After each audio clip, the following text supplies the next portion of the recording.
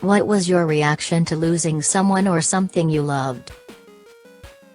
Yeah, it's been 13 years and there are days I hear a song or just think of her and absolutely fall apart.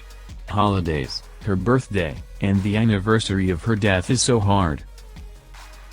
My grandpa died. I didn't have that much to do with him, but I cried because the family members cried. I watched some old family videos a few weeks ago and now I kinda miss him. He was calm, loving and caring. One very strange consequence of my mother dying was a sudden fear of flying. I was 15 at the time and never had any trouble flying. I loved it. But shortly after she died I was on a plane going to see my uncle in Florida and I was utterly terrified. My sister later told me that I looked like I was certain I was about to die. I guess for the first time ever I was coming to terms with my own mortality. A few years later I went to Ireland and was mentally preparing myself beforehand for what I knew was going to be a terrifying experience on the plane, but suddenly I was 100% okay. I lost my cat last year very tragically and unexpectedly. I cried every day, like hard sobbing. Couldn't stop, for months. It's still so difficult for me. I never felt a bond like hers with a cat before. I'll never forget her and her death will always be on my conscience. Nothing at all. Couldn't think, couldn't move, couldn't cry. Loved my aunt. She got ran over by a truck as a kid and spent the rest of her days in a wheelchair, at home, drawing, in pain, but ignoring it. She never grew up from her childlike personality. She was incredibly loving. We lost her almost 2 years ago. I still miss her. My mom told me stories about how she'd go to my dad's house and they'd draw and play all day long.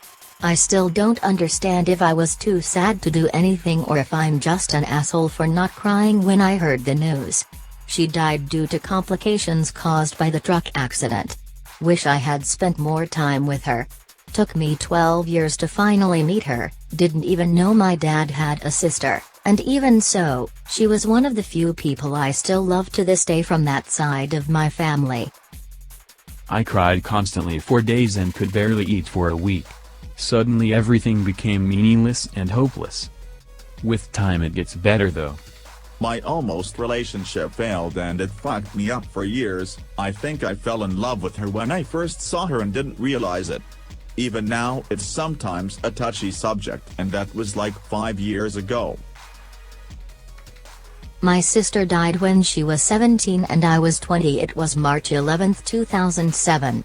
She was in a nursing-type facility due to some surgeries she had in the months prior. She also had a disease called tuberous sclerosis complex.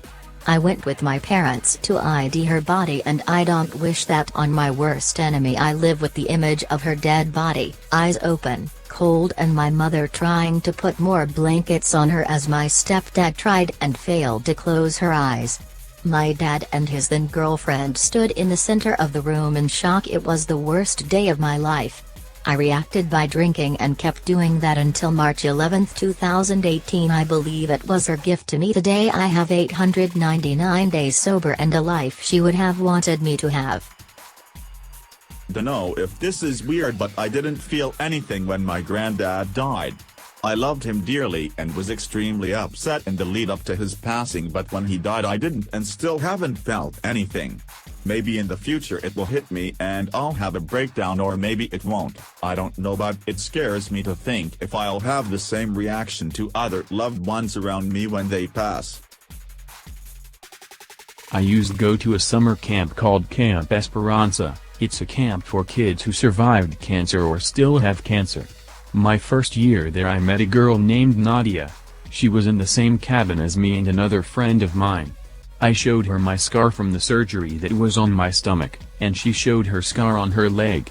Nadia was hairless, and when she showed me her scar I just thought she was fresh out of chemo, even though there were multiple things that would make it completely obvious that she still had cancer. I was naive and thought she was just finishing up with treatment.